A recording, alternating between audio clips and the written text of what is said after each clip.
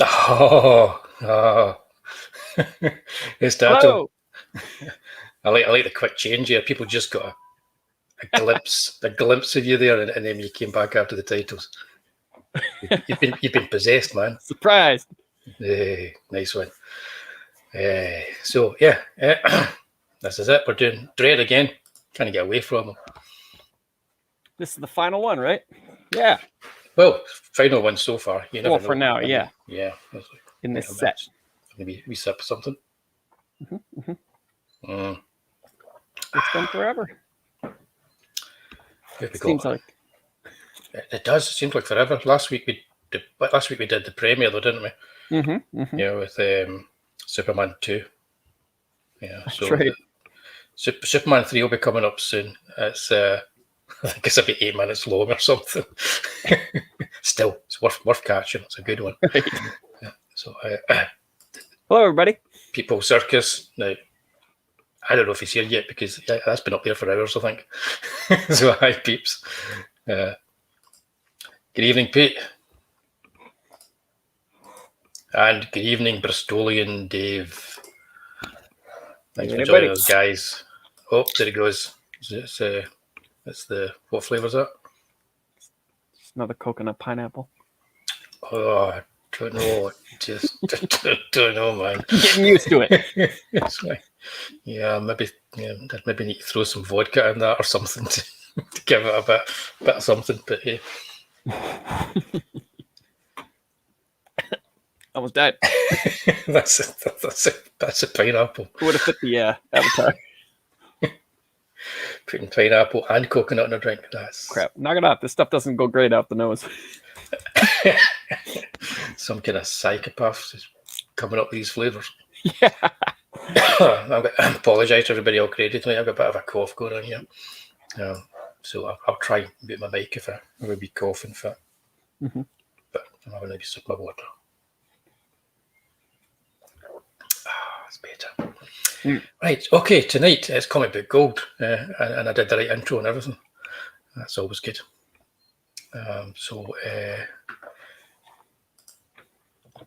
As well as can be, Pete, hope you're well too.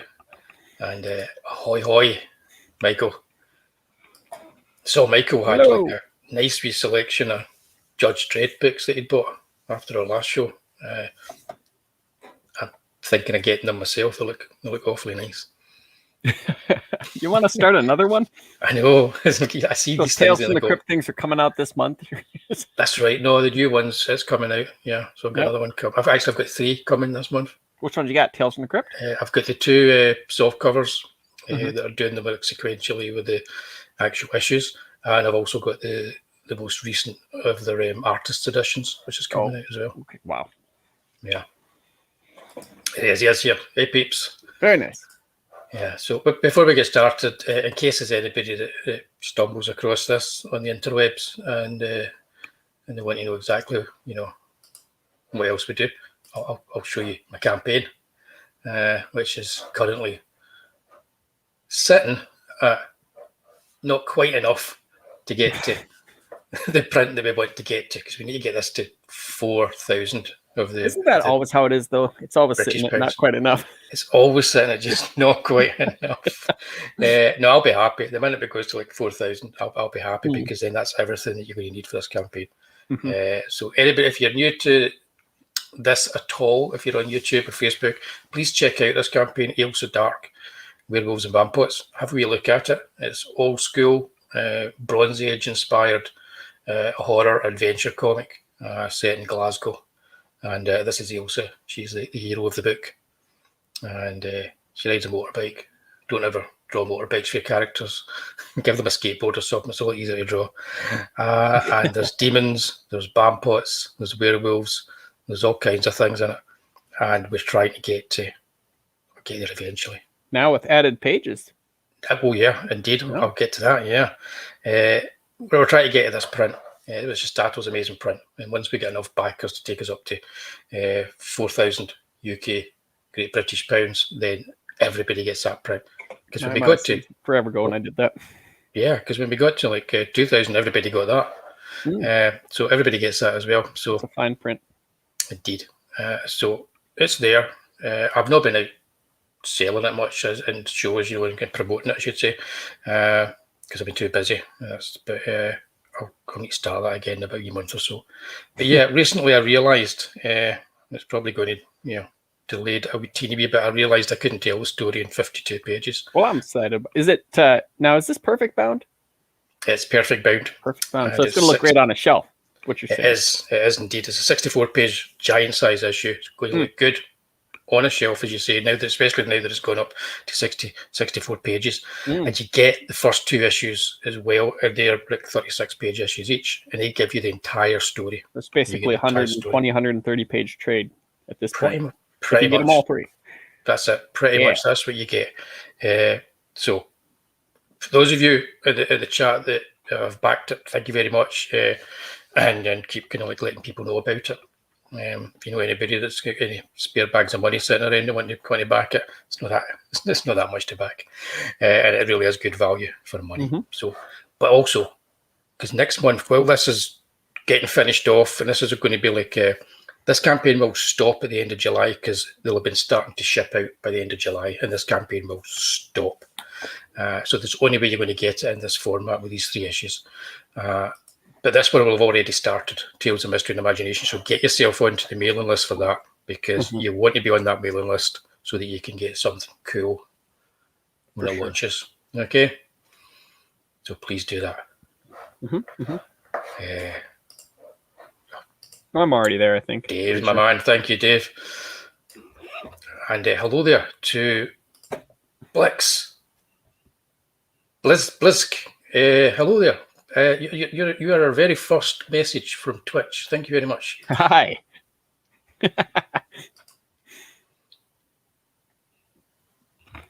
I don't know. I think I've yet to watch Invincible. Here it's really good. Do you think it will branch off to other indie comics? I think it will. I think it will, because Marvel and DC that like to keep everything within their own bubble, whereas your indie stuff they can go anywhere. Image, isn't it? It is, but it's creator owned, isn't it? So that's the thing. Yeah.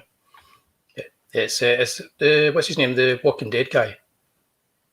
Oh yeah, Robert Kirkman. Yeah. So he's already got that in Hollywood, to get these things done. Cool.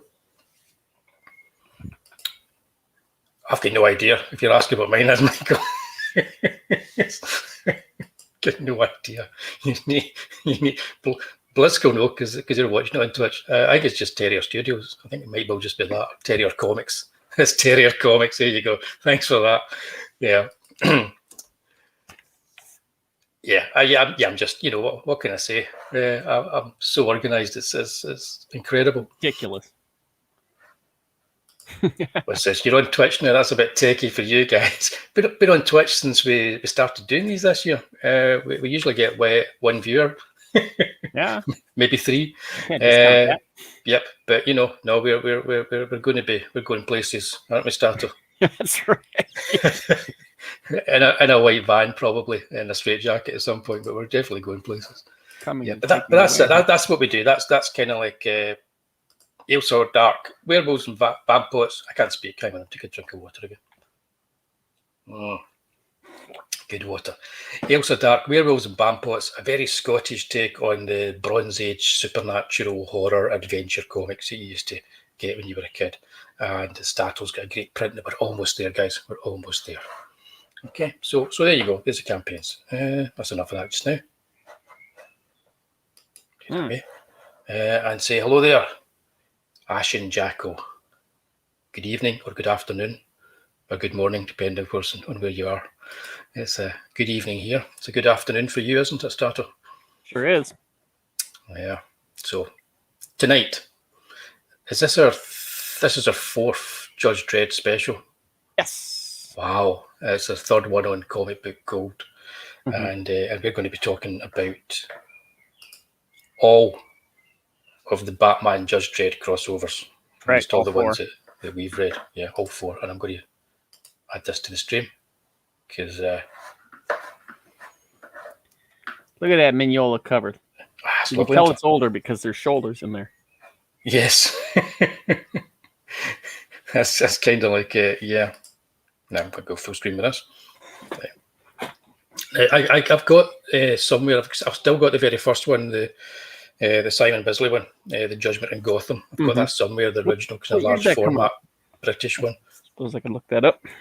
Yeah, and I've also got I've got a nice kind of collection of them all. You can get a collection of all the stories. It's quite nice. 1991. Yeah, I've still got that somewhere, and I've got it in a big oversized kind of bag. Probably doesn't have a backing board, and it's probably in a hell of a state. But yes, it's nice. But the collection I've got of this, it's a hardcover collection. It's in glossier paper, and I've got to say, his work looks even nicer on slightly glossier paper. Usually that's something I don't go with, but I think for his work on this, it actually does. It pops just a little bit more. For the painted stuff? Yeah, definitely. Would you say that goes the same for like Glenn Fabry and? Yeah, well, actually, no. I think his stuff, because I don't have the original of his, so I couldn't tell. Mm-hmm. Yeah, I couldn't tell. Okay. But I remember the paper stock they used for the original Judgment Gotham, been a bit more matte. A bit more, right? So maybe between a matte and a silk. Yeah, but as you can see, I've also got it in Comixology. Yeah, because I'm just pure mad for my Judge Dredd and my Batman, so I'm pure mad for it. Right. So we're not going to go through all this page by page because we'll probably get struck or something, but we'll look at a few of them as we're going on. But that's the original Simon Bisley. That's a cover art. It's great fantastic. It's fantastic. Too, except for I'm not sure about the red eyes, but it works out. Yeah, the red eyes are stylistically, but yeah. I don't think we get that in the comics. I don't think we get that in the story. No. But yeah, it works well for the cover. It really get people in. Like, why are his eyes red? Yeah, and then they don't find out. He's angry. We've already got peeps telling us it is the best comic book ever made. Ever made. Yeah, ever. No arguing. It's good. It's all right. It's all right. It's okay. But yeah, okay, let's talk about this. Really good one. When was the first time you read this strip? Because you'll have read these before you read the standalone Judge Dredd stories. No, I haven't read these. This is the first. Oh, really? So you're reading these as well? Oh, that's interesting. Cool. Yeah. So I mean, I knew of their existence, and I had it on like a wish list for a while, but I just never really pulled the trigger until, this came along. It's like, you know what? I think I didn't realize they had it all in the collection. I didn't want to chase them all down. Cool. I knew of them. What were your initial thoughts then? It's basically just on Judgment in Gotham. You know what? I like that one a lot. I like the one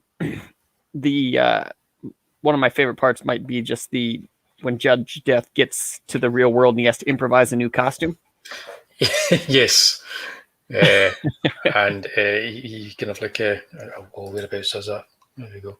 But I do like, this is something that I think Bisley, between looking at him and Fabry, like comparing them, because there's a lot of similarity in terms of how they work, but Bisley's a lot more exaggerated. Like, that's comics. Yeah, definitely. Super exaggerated. I love that. Yeah, he ends up with as opposed to Fabry, who's got like, everyone has like zero body fat. It's just all chiseled out and just like tensed. Yeah, I think Bisley's got a bit more Kirby-esque quality about the way he approaches it. He's a bit more, but that's not like discounting Fabry. No, not at all. No, not at all. But but yeah, Bisley tends to, I think, be a bit more comic booky. Yeah, I do tend to like Fabry's black and white stuff. His earlier black and white stuff that he did for Slain. I really like that. Sure. Even though his drawing was a bit kind of slightly ropier then, I just like the kind of like quality of it. It's a bit more kind of indie and underground looking. Michael's got this one as well, but I've got a whole pack of books right now, Michael, that I haven't got into reading yet. Of the four, I'd probably put this as the strongest. Yeah, I think it does. I think it starts with the strongest. Yep, which it's a good and a bad thing. Yeah, it's like it's a good thing insofar as they really worked out how to do it, how to bring in both worlds. So what they do here is they bring the threat of Judge Death into Batman's Gotham, and then they end up taking Batman in it. Scarecrow into like Mega City 1, and it's kind of evenly split up, and the one human character that you can connect with that takes you through the story is Judge Anderson. Yep. Because Batman is 100% Batman, and Dredd is 100% Dredd in this, and they're just going to butt heads all the way through if it wasn't for Anderson. And it's kind of like a wee slight best of as well for the supporting characters, so you get to see characters appear. Oh yeah, Mean Machine. Exactly. It kind of works really well. It reminded me of I don't know if you've ever read the original Treasury edition of Superman and Spider-Man, when the first one that Marvel and DC did together. I think I remember it. It was very well organized, and Ross Andrew did the artwork, and it was like really nice, lots of double-page spreads and big epic scenes. Sure. And it was almost like they'd gone through and they'd segmented everything as if people had an idea of who these characters were, but didn't really know them. So you're introduced to both the characters and their lead villains and their supporting cast. And it does a really good job of it in a very straightforward way. And this does exactly that as well. Yeah, Mean Machine, he was the perfect like foil, like the comedy relief. Yeah, and that's exactly what the getting his timer thing stuck on 4, and he can't help but headbutt his way through everything. Yeah, and Bisley draws a terrific Mean Machine too. If I've got one criticism of Bisley's Batman, when you criticise Bisley, that's something I need to be careful of here. It's the belt and the kind of like the trunks, and you can see them in this one here. It's like I'm not quite sure what's going on with the bat belt. Not a big fan of that, but everything else, yeah, love it. Just not a great big fan Judge of that Dredd. bat belt.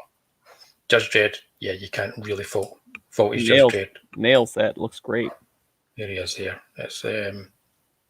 It's like an amalgam of some of the best versions of Dredd, all kind of like squashed together in a blend. That's how I like. I see Judge Dredd with that like wrinkled, tough face, weathered face, and square jaw, and kind of like the cleft in the chin. Yeah, like a hero, a good hero, a big hero that got sour.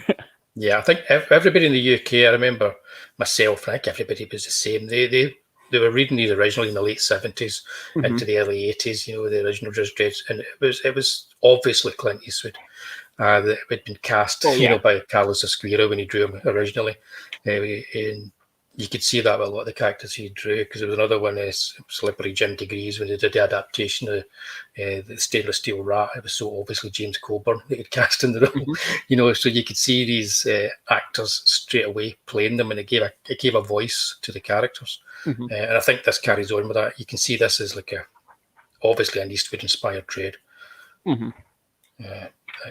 as they all should be. Right. I think Peeps he's going to get it right there. Yeah. Oh, yeah. This one was a lot of fun. Decent motivations, decent, like reason for them being there. This wasn't like King Kong versus Godzilla where they had to just like slap together some reason. It was a pretty logical through line as to why they were there for something so nonsensical as these two meeting. Totally, yeah. It absolutely worked out. Yeah, because Pete didn't even know these existed, I don't think, until we were doing this show. Oh man! And they are set as 90s continuity for Batman, and they're set within the Batman continuity. Yep. And they jump. They've got this kind of belt that you can jump time with, like the TARDIS, but you keeps your trousers up, and you can jump. It's a nice catch-all.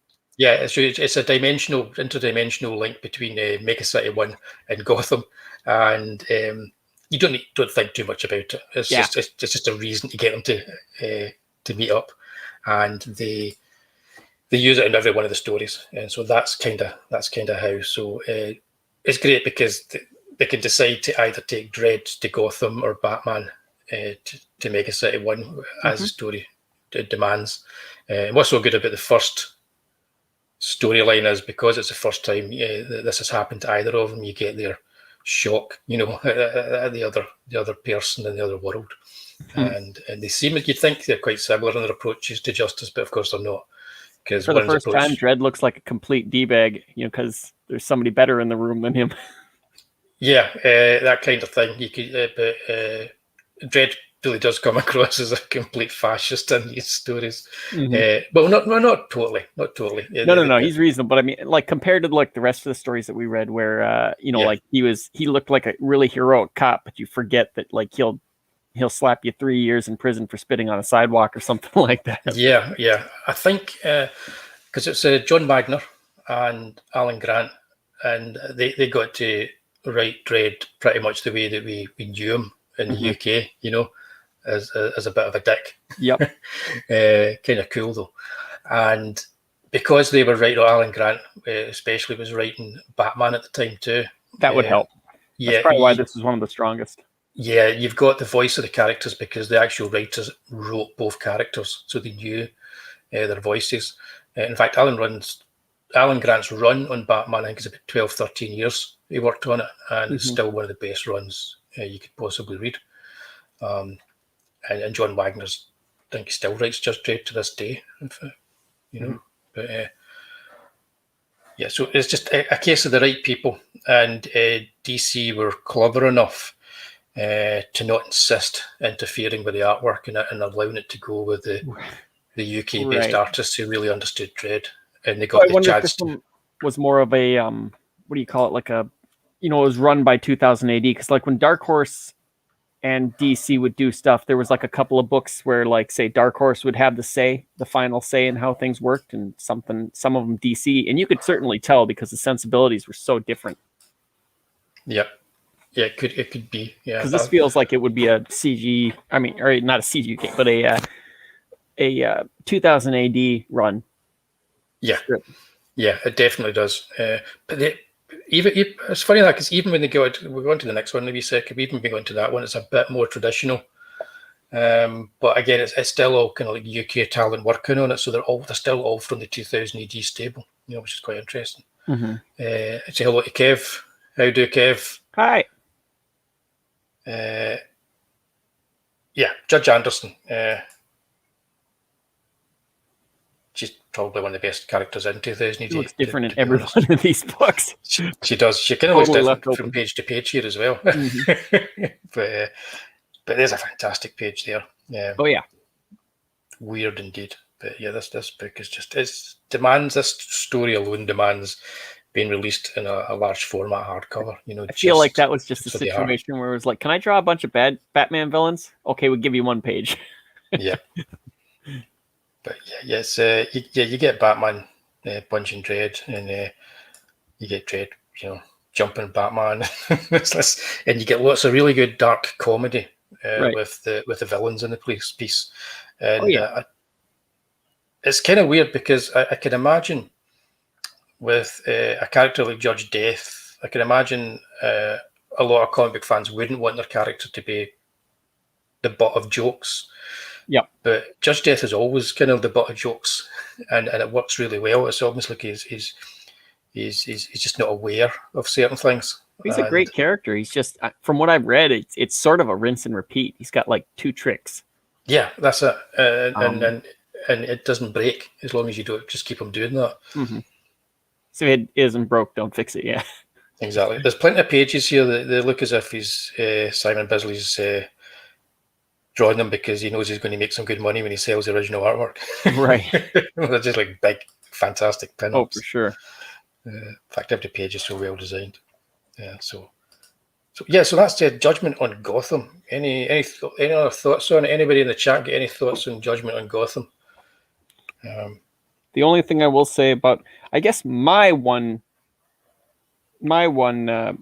critique, if I had anything, and it might have been just like a speed situation, but there aren't a whole lot of backgrounds in the book. No, there's not. But when they are there, they're pretty amazing. Oh yeah, yeah, absolutely. But yeah, that splash right there, I love that splash. Yeah, we makeshift with the rib cage and the chicken on the arm. Yeah, that was good. It's just such a dark, grotesque sense of humor. Yeah, he's this Peep says he wish we had more of this stuff that Bisley did, more stuff like this. Yeah. Well, it's just done in a really amazing time. Indeed. Anything like. So that's Judgment on Gotham. I'm going to now attempt to find. Oh, there's some cool pages. I'm going to now attempt to find the next start of the next story. You'll be able to find it. Cam, right there, that fire one. That's the first one. There we go. That's it. Cam Kennedy's very different. Whoops, Cam Kennedy. Yeah, very different. This is like essentially this is a lot more like a Batman story, or something you would have got in a Batman annual. I feel like this one might have been a DC head up one, if they're doing it, because this one feels a lot more like the books DC is putting out at the time. Yeah, it does. It does. Excuse me. Like I said, sorry guys, I'm going to have you. Of course, Cam Kennedy. I don't remember him working at DC a whole lot. I know he did a ton for Dark Horse, Star Wars stuff. Yeah, he did. He did it at Marvel. He did. There was a series he did for their Epic line. Okay. The name of which is completely gone out from my head. Gone away from my head right now. I'm sure somebody in the chat will know, but David will probably know. So I remember he David, did good to Dark see Empire. That's the one. He did that as well. He did that for the Star Wars. Hello there, not my monkey. I know. But yeah, as David was saying, that's what we were saying earlier on. It was a great idea to have Alan Grant write these, and he wrote them all, which is usually that doesn't happen. Somewhere along the line, just they get to the end of something, they end up losing the talent in a lot of these things. Well, that's one thing I'll credit all four of these. There is a through line. They sit and reference the previous story. Yeah, and this one sets up the final story as well. Yep. They take what came before and they build on that versus like trying to redo it and make their mark, which I really appreciated. This I do think that the first story is probably the best all round, and the most impressive. And it's kind of like it's like the big budget in your face adventure story. This is kind of my favorite in many ways, though. Is it? And it's a little quieter. It's a very small story, but it does have. I like Cam Kennedy's stuff. I've got to say, I'd like to see. I like the art. I think it was the weakest story for me. Batman made a lot of really stupid mistakes that, like, the character wouldn't necessarily make. Yeah, I don't know. But I love Scarface too. Yeah, I mean, you've got the ventriloquist and you've got Scarface, and that for me is enough. He's fighting with some Geiger. That's enough for me to kind of want to read this again. Just like good, fun dialogue. Right. But yeah, I know what you mean. It's like, I guess Batman then might have been making these kind of decisions the way that Alan Grant wrote him anyway. I suppose this is before, who was it wrote him in the newer JLA, did All-Star Superman. Grant Morrison, where Batman could do absolutely no wrong. Yeah, no, this is a better version of Batman than Grant Morrison. Pre-Grant Morrison. Yeah, Grant Morrison's Superman, I think he had a better take on Superman than on Batman. Batman knew how to fix the whole thing by page 3. Yeah, Alan Grant's Batman seemed human. Which was kind of, he went into writing Batman, I think, with John Wagner. They didn't really know the character, but they had Denny O'Neil as their editor, so they had an editor who understood the character. And I think for the first year or so, they didn't use any of the original Batman villains; they just created their own villains. Yeah, really good ones like the ventriloquist here, and that was because they didn't know, other than maybe seeing the odd episode of the TV show, that it wasn't a big thing for them. I can't figure out why he hasn't been used in a movie yet. How hard is it to do this? It's quite possibly the best kind of like the modern day Batman rogues gallery, and you could see a 1960s version of this character as well. The ventriloquist with his dummy, his Scarface dummy, and everybody's terrified of the dummy. I think in adapting it to screen, what I'd do is have one of his arms bigger so that like the ventriloquist could just slip it in and act like an actual hand. So he's holding the gun. He's actually holding the gun, but it looks like the puppet with a bigger arm is. Yep. That's a good idea, that. Yep. But yeah, this must have been a wee bit of a shock to some people after the Bisley one. To get this, but like I say, it's kind of look at that. It's kind of my favorite. When I was reading them again recently, like one after the other, I read. Now, is it because he's Scottish? No. Be honest. Okay. Okay, yeah, of course, it's because he's Scottish. But then again, so is Alan Grant. So Oh, okay. so what can you do? Yeah. I'm pretty sure they're all Scottish. I'm sure Simon Bisley must have. He's got to have some Scottish blood in him somewhere. Everybody's Scottish, really. Anybody who's new here, it's just a thing we do. Sorry. But yeah, no, I think because I read this in Judgment on Gotham in one night, and then I read the other stories that are on the next night, and it just felt like a nice break. Oh yeah. It's kind of watching an episodic TV show, and you get a different feeling, from some episodes, and sometimes it's nice to just get a straightforward break from it. Well, this one certainly stands out in the volume because it's the only one that's not painted. Exactly. Yeah. Everyone's Scottish on the inside, right, peeps? Totally. Kennedy's got some. He's got some beautiful panels in here. Particularly, my favorite, the very last panel in the entire story. Yeah. We'll get there. Gonna have to keep going. Yeah, no, I'm working my way towards it. I just want to see them fighting because I love fights on top of trains. That was like 2/3 of this.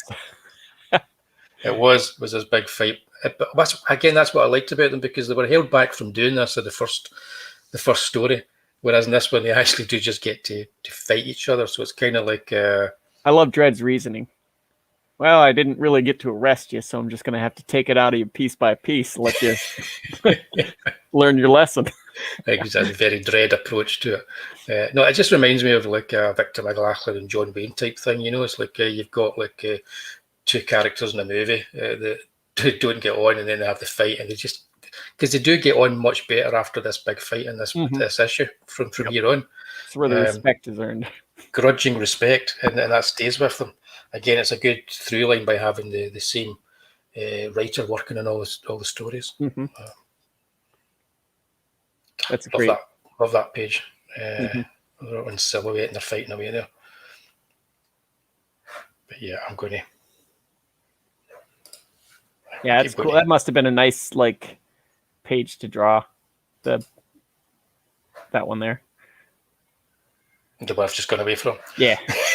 Yeah. Just or it could have been frustrating. I could see Alan Grant. It could have been frustrating. One page. But it takes you back to the strips that you saw that Kirby did when Kirby did that with Captain America.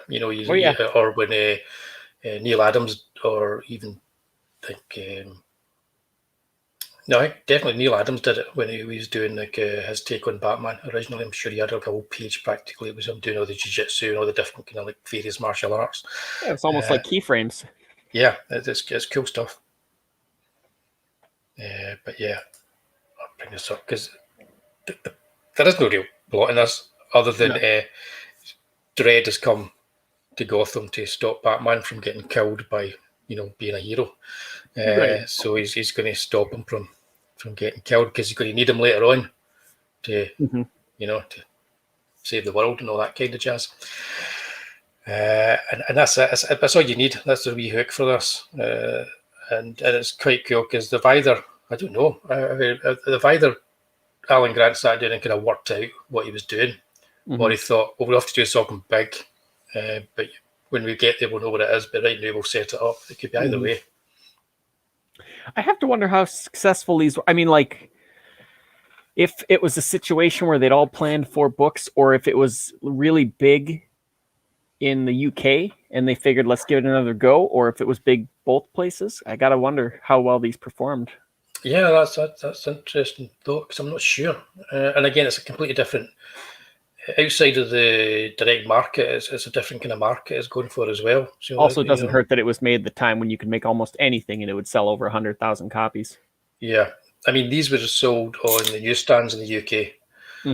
I don't know if at that time so much in the US. It would definitely be more of a direct markets type comic. This probably would have been bagged behind a counter or something like that with a bunch of the graphic novels or whatever. Yeah.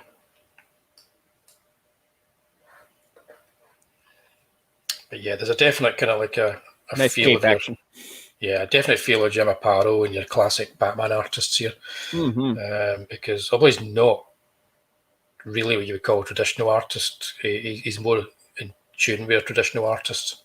I actually like his work better here than Dark Empire. It's been a while since I read that. I read it back in the day, and I quite enjoyed it. I'm going to have to revisit that. It wasn't bad at all, but it's just like that Batman there looks great. Yeah. It's just, again, it's just so surreal and odd, you know.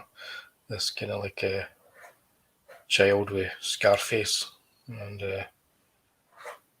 yeah, I won't spoil it by going into it. If you guys are going to read it, we should.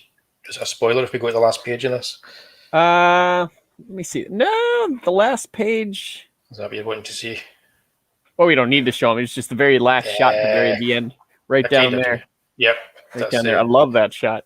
Yep, it's kind of like I call it the Tim Burton shot, because after the first Tim Burton movie, you've always got these shots that are right side on of the hero. You get it at the end of the Judge Dredd movie, the Stallone Judge Dredd movie too. What's nice about this is he's just sitting there. It's kind of cool. He's not doing the hero pose. Yeah, that's nice. That. And then we're on to number 3, the ultimate riddle. Yep, and this one's got 2 different artists to it. Indeed. So we look here. Oh, hang on a minute. Yeah. I just jumped there the chat. Yes, Monkey. I think Monkey, you are probably an honorary Scot by now. Definitely.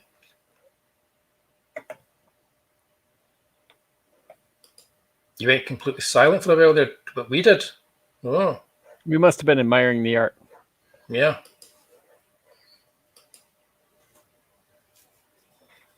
Yeah. Yeah, that's it. We were. That's kind of I think that's where I bought mine. I don't think I bought them from the actual Forbidden Planet or anything like that. I think I just bought them out. It would have been either John Mingus or W.H. Smith. And yeah, I like the colours on the Tom Kennedy one as well. That's far superior to a lot of the modern colouring. And indeed, if you've eaten enough tonics, I think you do. Are you aware of tonics, Statto? No. Oh, right. Tonics is a bakery in Scotland that makes really nice biscuits. And by biscuits, I mean they're not like the biscuits you have in America, but like cookies kind of thing. Oh, yeah. And wafers and things like that, and they're dead. Nice. I figured it was something you'd tie off to stop the bleeding. Oh man, here we go. Right, let's talk about the ultimate riddle, which has got 2 artists working on it. Carol Critchlow for the first half of it, and then Dermot Power for the last half. I think it's a case of in order to get it done on schedule, especially with painted artwork, you get 2 artists in to do it, and their styles kind of they do that in the last 2 books here, and their styles it works, I think. Yeah, the story's a little. It's all right. It's the worst of the stories, I think. You know what? I think I changed my mind. This one is the worst of them. Yeah, that's what I'm looking through. It's like, oh yeah. I think it's the worst of the stories. Like they're trying to replicate the feel of the Bisley work. From the first, sort of Judgment on Gotham. I think you've got the Riddler. It's just kind of a thin plot. It's a thin plot, and you guess it well before it gets to the conclusion. At least I did. Right. Because they kind of blow it. But, well, Riddler is really tough to write anyways. Yeah. Really but tough. it is quite funny, though. That's the one thing it's got in its favour is it's quite funny. For sure. And it is one of these things where it's everybody's brought together and they're forced to fight all these kind of people from different worlds and so on, and Dredd and Batman, and it's it's a good sense of humour about it, but I kind of wonder if it wasn't a situation where Grant was just like, well, what do you want to draw? I want robots, I want monsters, I want aliens. Okay. It might well have been. You're going to be painting this stuff. You're going to want to do something you like. Yeah, I think it might well have been. I don't know. It's a tough one because he does a good job. It's structured perfectly fine, but it's kind of episodic because of its nature, Mm-hmm. And it's what is good about it is you get an understanding after the last strip that you've got two characters that now actually can work together, and even though they're saying get out of my way and all this, they can actually work together. And you've got this wee guy down here with the specs on, who is he's with Dredd. He's one of the perps that that he was frisking before they ended up getting thrown into this scenario where they all had to fight for their lives. I think that made me laugh. Him just adding on sentence time. Every time he opens his mouth, he just adds on to Shut your mouth. Another year. Yeah, and of course, originally he says I was actually just going to let you off with a caution. He ends up getting 4 years and an ISO cube. Yeah, this one it read fast. I'll give it that. Yeah, there wasn't a lot to it. Yeah, it seemed. I kind of flicked through it. This was a long one, but no, you're right. It reads fast. Almost all action. Look at that. 3 almost bubbles, all action. 2 pages. It's not bad. When I'm looking at it, it's not bad at all. But it just when you read them all together, it is. It's definitely the weakest of the stories. Just really light. Now comes the part where we get to the final story. Yep. Or are we still talking about this one? I'm just gonna. Some cool visuals in here, but I mean, overall, that's kind of another one of those shots where they wanted to draw all the Batman characters. Yeah, I know. It's cool visuals, but it seems to be it's retreading over old ground. It's kind of same thing Bisley pulled off, yeah. Yeah, I think so. I mean, we're not dissing it. It's pretty amazing. It's pretty amazing stuff. But they've set a high bar for themselves. It was just one of those situations where they started out too strong. Yeah, they've set a high bar. They could pretty much have done without this entire issue, and then jumped to the next story because they set the next story up in the Cam Kennedy one. So they could pretty much have just jumped to this. But the next one I'd say is probably the most epic out of them, out of the 4. Holy cow. They packed a lot into this story. They did. They could have sped this out actually, but it reads an awful lot like a 2000 AD epic. This one was for sure my second favorite. Yeah, you're talking about like reading something like The Cursed Earth, it just rattles along from one story to the next, one chapter to the next. This almost feels like it's been serialized and then stuck together. Right. Right. The Dark Judges were used perfectly. For this small amount of time that they got, it worked out really well. Great idea too for a setting like a bunch of like heathens going to lock themselves up. And explain the scenario. Okay, so the Joker gets himself a belt, and he goes back into he goes to the other dimension, but he gets like almost frozen, almost statue-like, but he's still breathing. However, his ghost is in the other dimension. It's almost like it took his soul. And you go over to the other side, and there are these cult guys that just want to like drink and have sex and play games all day long. Not too much different from today's society, but no, not really. But that's they're gonna lock themselves in like a biodome, a self-sufficient biodome for like just forget everybody else. They're gonna have it's like BioShock, basically. Like there they are, guys. These are the hedonists, and they're all ready to go in to lock themselves into their biodome. And this is the kind of stuff that you would sell in the UK newsstands back in the day. It's quite surprising when you look at it. This is definitely a 2000 AD run one. Definitely. And then the judges all get stuck in there with them. So it's like it is very similar to BioShock. Yeah, but yeah, there's tons in this that is there's a CG or there's a 2000 AD type joke. Yeah, I mean there is. The more you look at this, and it's specifically of its time, it's like I don't know what people would make of this if it came out as like a Batman one shot today. I think they would be like, "What?" I wish they would do something like this and put it out just to see. There was one thing that bugged me in this this book, though. When Batman gets up on near the motorcycle, and he tries to ask where Judge Dredd is, and it's like, nope, you can't. This is voice activated. So he does an impression of the guy, and then it activates. Which, okay, I'll give him that. But then he gets on and he like drives it. I thought those things were like coded to judges. Yeah, that's the only thing that I'm going like. Hold on, what a great shot of the Joker there on that. Yeah, that's amazing. Right. Isn't it? He's juggling the looking the at heads of the blue frame, the dark judges. Yeah. I'm not sure. Is it the bikes like that as well? It was just the log givers. Oh, otherwise people would be jacking their bikes too. Yeah. But yeah, this is. I need to check. I've forgotten my 2000 AD lore. But yeah. This is that like zero body fat Glenn Fabry style.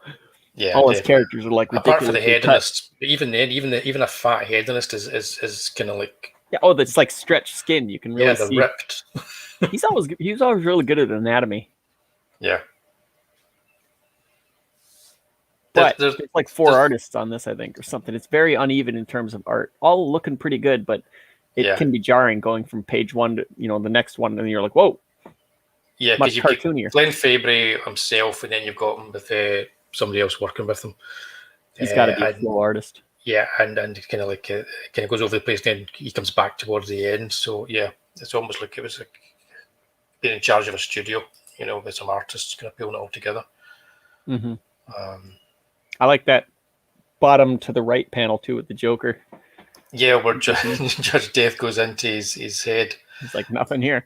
And comes out and he's like, there's nothing you can do with a mind like that. Brilliant. Oh, check out that comment from COVID Kev. I bought this in 98. Glenn Fabry was doing sketches in the Walk Among Us in Richmond for a launch of his book. I got him to draw a Joker. Still got it. That's awesome. Oh, cool. Yeah. Not My Monkey's not a fan of this soft focus style. Yeah, I think that's the previous one. Okay, gotcha. Yeah. I can get that. I can understand that. Yeah. Because I was going to say, this doesn't seem soft focused to me. No, this is like high definition, high contrast, and very colorful. It just serves to remind me of the Preacher covers because he did a bunch of those. Yeah, I couldn't remember when I read this. I think I read it in this collection first. That would be about 6 years ago, because I never read this one when it came out. Yeah, I quite like this story a lot. Yeah, but it did jump right out at me as like, well, this is like 2000 AD when it was like, just like at its most bonkers. There's nothing much about this that's Batman-esque. It's like full on 2000 AD. Oh, yeah. Yeah, this was, everybody had a cool role. They explained most of it pretty well. Yep. And of course, the Joker fits right into that world. Oh, yeah. Definitely.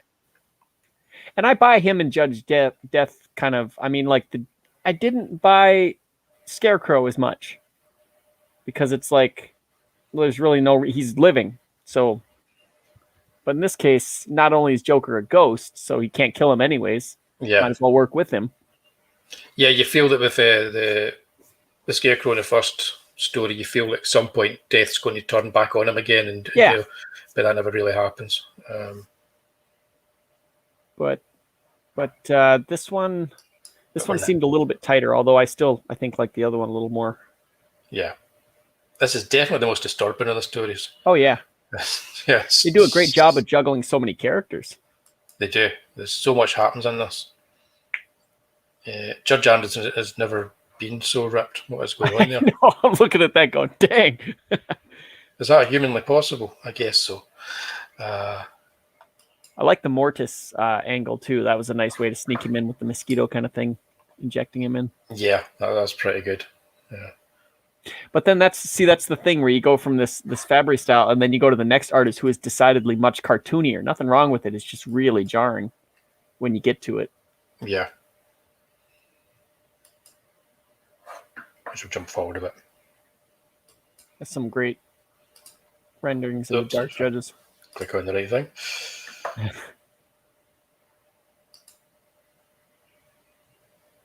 Yeah, that's cartoonier. It's like smoother and like weirder and yeah. But everything is still on point, though. Everything's on point Sure. as far as like keeping it, the Some of these characters right. pages. Yeah. You could still tell who they are for sure. But yeah, this was just I think there were like 3 artists on this, weren't there? I mean, like, 3 artists. Oh, and you can certainly tell the difference between the 3. I like just this page on the right, just like the fatties or the flabbists, just constantly eating pizza.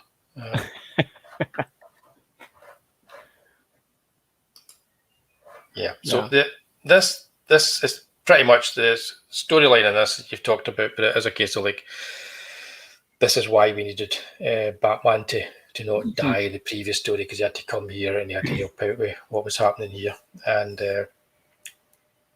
it's just a through line that keeps the characters together. If you think too much about any of these, they could all start to fall apart a wee bit, I think. But I think that they are what you call an event in a comic that actually is an event. So that's how I look at them, and they work that way. The thing is, like, if you read them individually, the first one I like the most, but I think in terms of this collection, I like this one the most because it all led up to this. Yeah. And you get all that payoff that they've been kind of like putting those little seeds in the other stories. Yep. All kind of hits this. So, I mean, putting it all into one collection, it just works as one single story, which is perfect. It does. It's actually worked a lot better than I thought it would. I didn't actually realise going into it did that. I'd forgotten because I'd read the stories so far apart originally. It didn't register. They actually do connect. And that was my surprise. I didn't think there was any because I mean, like most of these kind of crossovers, intercompany crossovers, there's no connection between book 1 and 2. Yep. And they all have a great splash page with Dredd and Batman on a bike or bikes or whatever. Hey there, Ginge. Hi. Is that Roy Chubby Brown? You know what? It did look like him. Let's see if I can find it and go back. You know what? I think it might be. Yeah. Who's that? Who's Roy Chubby Brown? He was a comedian who. Have you ever seen the League of Gentlemen show? Yes. Yeah, sort of like the old mayor, the guy that's the old mayor in that. Yeah, that's him. Okay. He was a stand-up comedian who was like looked down upon for being incredibly un-PC and offensive. I like that green lighting they put on Mortis in the bottom left. Yeah, because they do that in the very first panel, just after he gets the mosquito comes along. They use that green lighting on them. It's almost like great, like B-movie kind of feel to it. Yeah, it's fantastic. And the way that his face, as it goes on, he just becomes more and more like Mortis as the storyline goes on. Reminds me of like Evil Dead or something. Yeah, it's great stuff. We jump forward to a few years ago here. Where are we going here? Yeah, I mean, there is. I mean, you can see it in this page, particularly how the style suddenly changes with between the artists. But it's still, there's so much effort and work put into it that you can't help but appreciate all the work. You can't get mad. It's a little jarring. Like at first, you're like, "Whoa!" Now we got big eyes and big teeth. Yeah, I think it might be another one of the reasons why, to me, this reads a lot more like a few issues put together, because you would be totally used to reading Brian Boland for 5 pages and then getting Ron Smith for 5 pages and then going back to Brian Boland and then getting somebody else. So much more sense, which also leads to me to believe even more that this was a 2000 AD run book. Yeah, just by putting it together like that. Because DC would have just, let's get one artist, get it done. They would have. Well, what DC at that time would generally have got somebody that was close to the star artist they used originally, but not quite as good, but a lot quicker. So I'm not going to name names or anything like that because that was terrible. But you know what I mean? It's like you can get the job done. It's not quite as good, but it's close enough. Right. That kind of thing. Well, Cam Kennedy, like I said, it wasn't exactly a huge DC guy, I don't think. But it worked. I do like some of the cartoony stuff. Especially with Mortis. Look at that It's a guy's great eyes. page. Sir, what are you doing? It's very, very much like the stuff you would have got in the Day the Lord Died with Judge Caligula. Oh, for sure. And yeah, again, that's one of my favourite epics, which is.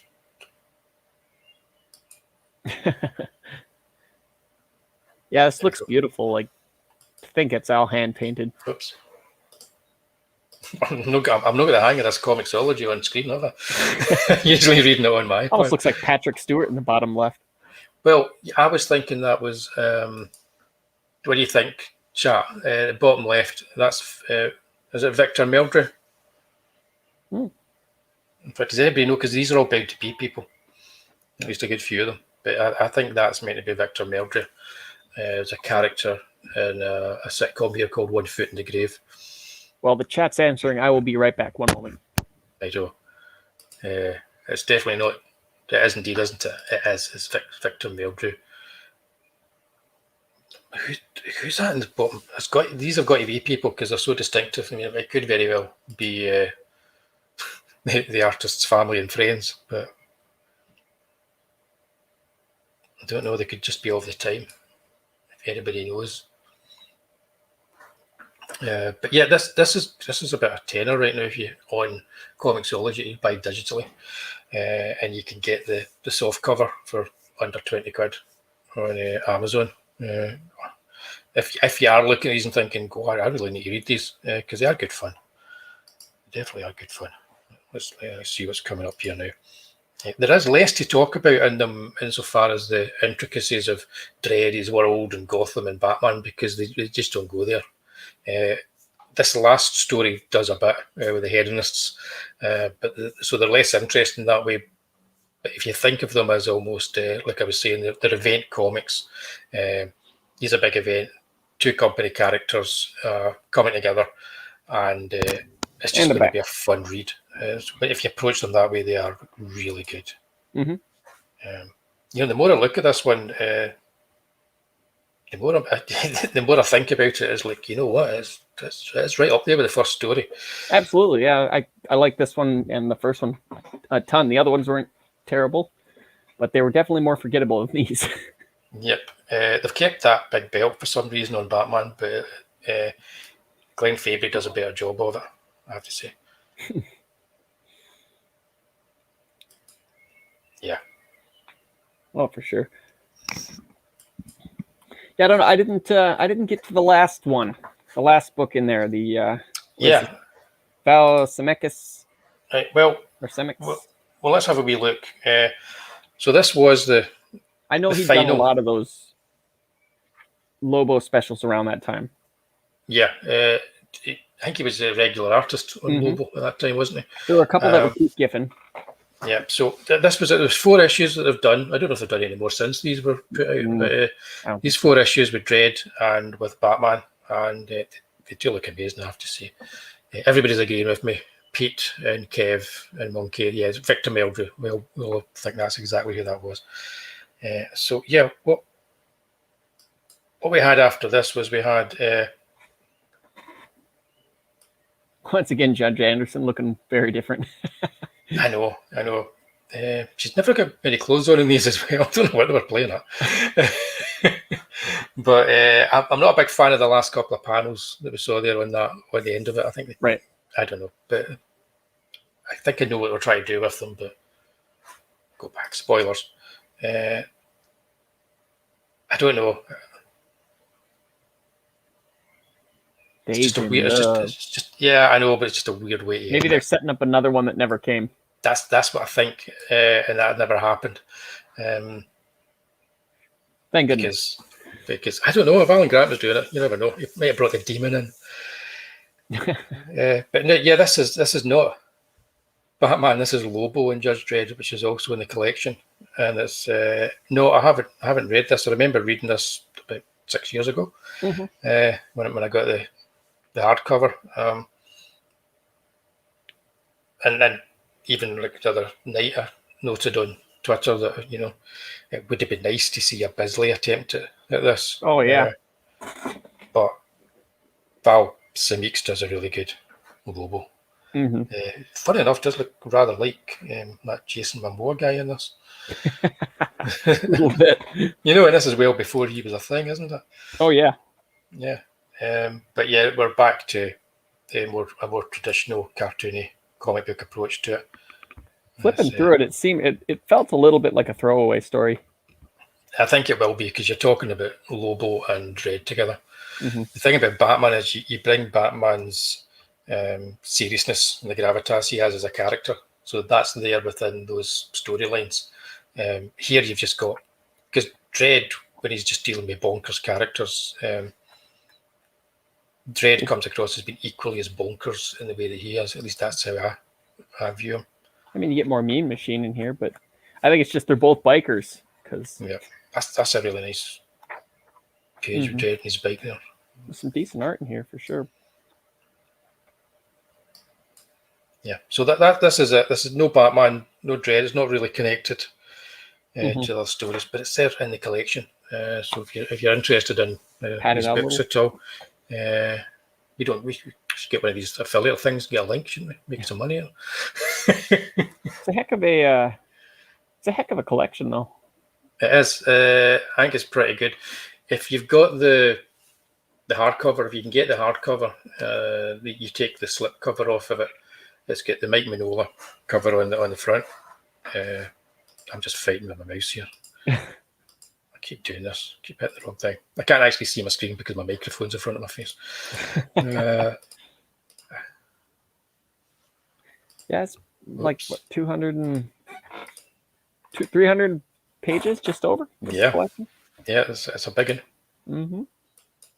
The ultimate heavy metal album cover there, isn't it? Gatefold album cover. Van art. But yeah, this wraparound cover is the cover of the hardcover. I like that cover more. Yeah, it's nicer. And it's got no text on it, so it's just the artwork on the hardcover. It's really nice. Let it speak. Yeah, it's a fantastic collection. It's Batman and Dredd. Like I was saying, just when you were away for a few seconds, I was saying it doesn't have as much to talk about as the actual Dredd stories, because it doesn't go into much depth about the world or anything. And it's just, each one of them is just having a bit of fun, I think, at the end of the day.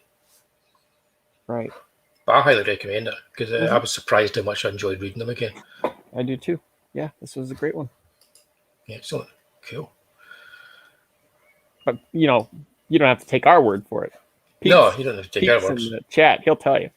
Yeah, Pete will tell you, because it's but the first chapter in this book is the greatest comic book ever. ever. It's definitely one of the best one-shots, I think. Oh, yeah. Yeah, I mean, compared to some of the stuff that they did with Dark Horse, which was really hit and miss.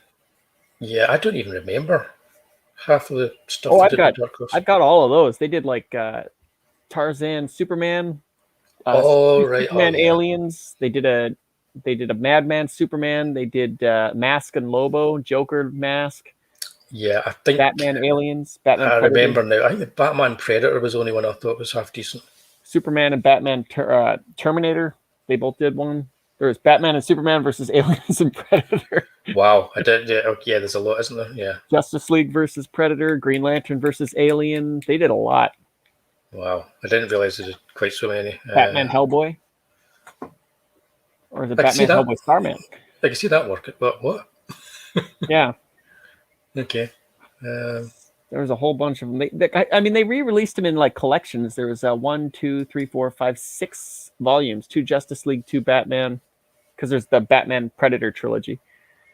And then the Mask and Superman. So yeah, they had a lot of them, but they're hit and miss for sure. Yeah. You got peeps saying it's the most bestest and greatest comic of all time, even better than that, in fact. Yeah, but is he counting the comic he's putting out soon or working on? Is that going to top it? It's probably going to top it. Okay, I'll look forward to that. Times a million, that is. His Phantom was great. It was. That book. Sorry, I was thinking about when did Simon Bisley draw the Phantom? Yes. Interesting. Yeah, people's book Phantom, which is still available on Indiegogo. You type in Phantom Indiegogo and you go straight there.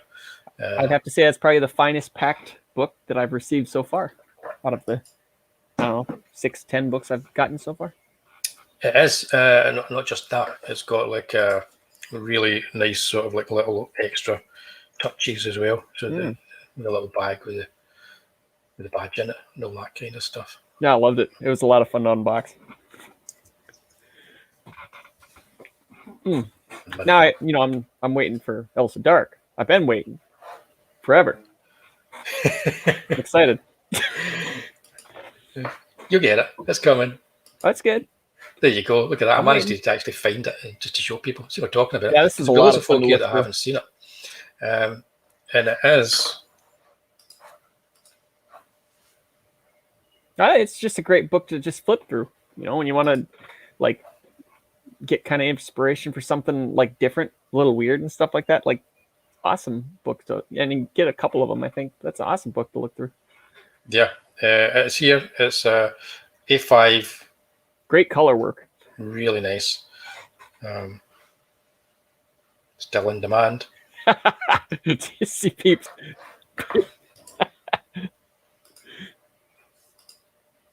Can you take that, man? Can you take him anywhere? Oh, I didn't know martial law did any crossovers. Do you know, I haven't read them. I forgot all about martial law. I read the first one when I think the only thing I remember about that, Dave. But I think that's going to be a show in a couple of months' time. Now you've brought them up. I'm going to have to read them. The only thing I remember about that first book was a guy thinking he's going to swing to safety by swinging on a telephone pole, and it just catches his arms, and he falls to the ground with no arms. Yeah, Marshall was amazing. But I kind of lost track with it because I stopped reading comics for a wee while. But I read all the stuff they released here and Toxic magazine and stuff like that, and then it was a case of like, stuff they did for Epic and so on. Sure. Okay, so they're all Pat Mills and Kevin O'Neill. I'm pretty sure that that's cool. They probably wouldn't have had it any other way. Right. I hope they do terrible things to Savage Dragon. They probably won't, but it would be nice if they did. I suppose maybe not, because he's not really a superhero. There's only superheroes at the. Yeah, he's a cop. Yeah. Yeah, so they wouldn't do. Of course. Yeah, I think we're all going to have to check them out now. But yeah, cool. So that's Phantom, guys. Give it a wee looky, and a reminder. Absolutely. I'm all over the place tonight. I can't even move my mouse around. Give that a wee look. Sign up for that. It's going to be awesome. Its stories are already ready to go. Now, is this magazine size too? This is going to be magazine size. It's going to be currently it's at 86 pages and it's perfect bound. So it's like a soft cover collection, and there's going to be a limited edition hardcover collection that you're going to be able to get as well. So that's another reason why you want to get it early, because it's going to be very limited on the hardcover. I always like the oversized comics. They make you feel like more of a kid when you're reading a big. Yeah, well, we're just still in the UK because we have so many different kind of like formats. We need to look at the Commando books at some point. I've got the Masters of the Universe newspaper collection, and that runs, what is that, like that's 9 inches by like 14. Yeah, huge. It's great. Yeah, I like it when there's a different kind of format, a different size. DC did their was it the Wednesday comics collection? I love Wednesday. I've got that collection. It's so good. What is it? 11 by 17. Yeah, it doesn't fit in any of my bookcases, so I just have to kind of like have it sitting against one. One of the best things they put out in a long time. Too bad it didn't do well. Yeah, I know. That's a shame, but it is an amazing. Oh yeah. Can you still get it? What's that? It's out of print. I mean, I think it's expensive. Definitely in hardcover, it's out of print. Which I got the hardcover. Thank goodness. Yeah, me too. It's a gorgeous book. But I'm guessing it's. Hardcover's $100. Is it? Yeah, it's 220 by another one. It's really out of print. Yeah, I don't think they put out a paperback of this guy. No, it would kind of, I don't know, it wouldn't really work in paperback, would it? It would be like a giant floppy. No, when they had, I mean, it was in newspaper form when they initially put it out, but yeah. That's... If you don't know what we're talking about, it's like they did DC did a series of issues that were meant to be like the old newspapers that you would get, and you get the section in the centre of the newspaper, and it'd be all the kind of like the funnies and stuff in it, and they did that with their characters, and it was really kind of like the same size as a broadsheet newspaper would be. You got like one page of the story every Wednesday for 12 weeks or something like that. Yeah. And then they collected them all in a really nice hardback. It's just too bad it's so hard to find now. I know, pity that. I see Marvel have been doing like extreme hardbacks, extremely large hardbacks. I'll start that again. Hang on a minute. Is that like absolute stuff that DC's doing? I'll get there in a minute. Hang on. Special water. No, it's large format, so they're very kind of like large kind of like collections. So they brought out the Eternals, but it's larger than an omnibus. So I think it's even larger than an absolute. Well, I think they're having to do that for collectors now because, I mean, what are you going to buy the same book 3 times with just a different cover? You're going to want bigger. You're going to want thicker. You know, that sounds horrible, but yeah. Back to People Circus again. I don't know. Cause you say that, and I think how many copies of Jack Kirby's 1970s run at Captain America do I actually have? And I think every one of them, including the original floppies. Well, some people, I mean, you know, like they'll maybe collect like their favorite story. You know what I mean? Like, I don't know. I'm sure there are people that have just multiple copies of like The Killing Joke or Watchmen. Watchmen's had tons of different editions. They've redone like New Gods has had a few different editions to it. Yep. Yeah. So people just like got to get that, new one. And well, I fancy getting the absolute New Gods. I've got all the original floppies, and I've got the omnibuses that they brought out. But I don't. I've seen the absolute ones now. I'm kind of like, I'm happy with the collections they released a couple of years ago. Yeah, but Kirby's amazing though, because the bigger they make the pages, the better the stuff looks. Well, it's so simple. Yeah, colors. It's not overcolored either. No, it just looks incredible. It's like even when his later years when stuff was just, some of his line work was a bit dodgy and his eyes were going, that it still looks amazing when they blow up to a huge size. I think it was muscle memory at that point. Yeah, I think so. Kev makes a good point in here. 2000 AD should throw money at Peeps and give them a special. Definitely. Here. Peeps, a Future Shock would be fun to do. It would indeed. Yeah. I quite fancy doing a science fiction kind of based story for Tales of Mystery, but I've just not got around to doing one yet. Peeps just going to have to do his own anthology. Yeah. Just call it People Circus. There you go. Yeah. Names itself, Peeps. That's right. So I'm Phil for dead here. Will I Google something? What's that? Phil the dead here. Will I Google something? Okay, he's gonna go Google something. Yeah. That's me. I'm googling. So I don't know. He had said like, were there any others? I don't think so, because this book that we were looking at was printed in 2012. I want to say so.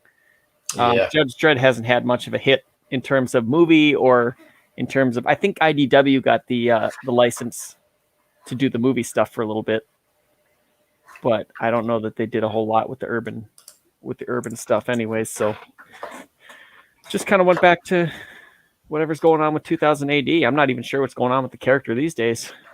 I haven't read it for a long time. No, I bought 2000 AD maybe about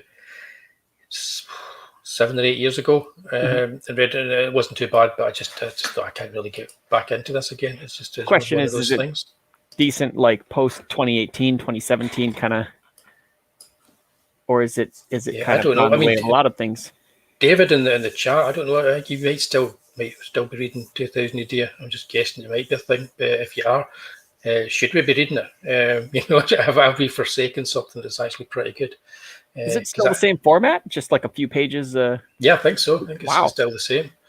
But yeah, it's sometimes you just kind of stop reading. That's a heck of a tradition. When did 2000 AD begin? When was the first issue? 70s? 1977. Yeah. Wow. Okay. It's almost like Saturday Night Live for us. Yeah. I mean, 77 was like, because I was like 11. So 77 was like Star Wars. Yep. And it bled into 78. So it was Star Wars. There was like Superman the movie. There was like 2000 AD. We'd already had action, there was battle. And it was just the UK, we were just swamped by really good weekly comics, and all the American stuff was coming in. I'm really surprised the UK hasn't. So Dave's like us. You've not read it. Dredd must be about 96 now, I guess. Yeah, pretty much. It'd be interesting. It's almost like piqued my interest to make me go. What's that? It's kind of piqued my interest to make me go and have a wee look now. It doesn't look a day over 95. No, there you go. Haven't, no. No, well, I'm Googling. And here my voice is a little bit deeper because it's like a little bit, it's not working right. I'm the same tonight. I apologise to guys. I've got like a thing going on with my throat here, which is why I'm doing a fair bit of stuttering and coughing. So sorry about that if it's been annoying. It's just been some dry air up here around where I am. But allow me to find this. I'm going to share the YouTubes. That's about the Jar Jar Binks. Ursa. One doesn't strain my voice too much. He's like Italian Jar Jar Binks. Jar Jar Binks does Judge Death. Jar Jar Binks are really. Yeah. Okay. I'm jumping onto my YouTube channel, which you guys are most of you are on right now. Apart from like one or two of you, maybe there's a few of you maybe on Facebook or Twitch. But visit the YouTubes if you haven't. And the only reason I came on here was to try and remind myself what's coming up next. What is coming up next? What's coming up next? Of course. Okay, next week. I've not been doing the Team Dark live streams on a Tuesday simply because I've been too busy and just haven't had the time to do them. So when it comes like 10 or 11 o'clock on a Tuesday night, I tend to just fall asleep. Yeah. But we're doing it next week. So next Tuesday, Lucifer Storm and myself will be doing a live stream, and we're going to be talking about Maniac. So and I've got a brand new Blu-ray edition that I got just this very week that I bought from Germany, and it's essentially the 2-disc Blue Underground Blu-ray that's been released in Germany in a really swanky red cover. So I'll show that to everybody on Tuesday night. So I'm going to watch Maniac for the first time in Blu-ray. Not for the first time, I've seen it a few times before. But yeah, so that's Tuesday night once again with added Caroline Munro in Maniac. And then look at that. That's just, we're here. We've got just next to that, what I'm looking at here is this. I'll put it to the top. Next to that, we have our next show, which we're going to be looking at the Alien movies from Alien to Alien Resurrection. That's right. Can I say that? Alien Resurrection. The only ones you need. Yep. So the 4 Alien movies actually kind of matter. That's the ones we're going to be looking at. And it's almost like a plan, this stuff. That's going to lead into us looking at the Dark Horse Alien stuff after that. But that's what you guys need to know. Next week, 2 shows again. Back to doing 2 shows for a week. It's going to be very dark on Tuesday, and it's going to be quite dark on Thursday as well, doing the Alien stuff. My goodness, finally getting to that next Bond. Yeah, and if you haven't had a wee check at my kind of pre-recorded reviews I'm putting up, I've decided that I'm going to collect the DC Heroes and Villains part works, and I'll put up my thoughts on them every time I get one through in the post. And that's not bad. 53 for the first one. That's not even a week yet. That's good. Hey. I'm out of single. Just the fact I'm out of single figures makes me happy. So that's it, guys. Wow, look at Not My Monkeys, Not My Circus down there. Oh, there are only 2 Alien movies. Yeah, that's 3 and 4. Oh, shoot. No, I know what you mean. Because to a lot of people, after what they did at the start of 3, that they were kind of done with it, weren't they? Come on now, that second one's called Aliens. Aliens, indeed. Good evening, Pancho. Feel free to, if you haven't been watching, feel free to have a watch back. You'll end up spending money on Judge Dredd and Batman books, though. That's the only thing. Maybe. So, yeah, next Tuesday cannot come soon enough. I know. I'm really looking forward to that. I still haven't got my super edit done for the New York Ripper because we talked about that for an awful long time in the show. We kind of like went over everything. So I'm going to put together a super edit for that, a shorter kind of stripped down version of that. But it's taken a while. Oh, jeez, oh man, scared the life out of me there. But yeah, next Tuesday should be fun, and next Thursday again. So to everybody who is watching, thank you very much for watching us. And everybody in the chat, it kind of wouldn't be worth doing if you guys didn't turn up and give us something to talk about other than what we're looking at on the screen. Right. So that's kind of what makes it fun, coming in here, having you guys. Yes, indeed, good call. I will make sure we do reference it, and it is an excellent. It's probably the best comic book adaptation of a film ever, I think. Okay, I was going to say we're going to go, but actually, let's just decide what version of Alien 3 are we going to watch. I'd go with the director's cut. Okay, changes everything. Right. Okay. Or are you going with the Lester cut again? You see, I kind of like for most people, that director's cut doesn't exist. You know, for the majority of the people that saw it, especially the ones that saw it in the cinema, let's face it, most of them never bothered buying it in DVD afterwards. That's true. So for most people, but yeah, okay, we'll do both. I'll try and watch both. Perfect. But yeah, definitely for Superman, it's the Lester cut. For Superman 2, no argument there for Superman 2. Right. Okay, guys, thanks very much. This has been fun. We'll both see you next Thursday, and Statto might pop in on Tuesday as well. You never know. Possible. After the blood and gore has been done with. Good night, everybody. Good night, everybody.